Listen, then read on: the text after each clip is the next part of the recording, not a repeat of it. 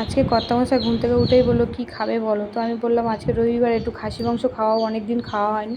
তো কথা রাখতে উনি 500 খাসি মাংস এনেছে, অনেক টাকা দাম তো তাই অল্প করেই এনেছে। তো আমি মাংসটাকে একটু নুন, হলুদ, ঝালের গুঁড়ো আর একটু তেল দিয়ে ভালো করে মাখিয়ে রেখে দেবো। এদিকে আলু কেটে নিয়েছিলাম, তো সেই আলুটা তেলেতে দিয়ে ভালো করে ভেজে নেব লাল লাল করে। তো ভেজে নিয়ে তুলে নিচ্ছি, অল্প আবারও একটু তেল দেবো, একটু পেঁয়াজ দেবো আর একটু খুব ঝোল আর খুব কষা করব না, মিডিয়াম করব। তো একটু আদা রসুন বাটা দিয়ে ভালো করে কষিয়ে মাংসটা দিয়ে দিলাম, দিয়ে আবারও ভালো করে কষিয়ে নিয়ে একটু সস দিলাম আর একটু মিট মশলা দেবো।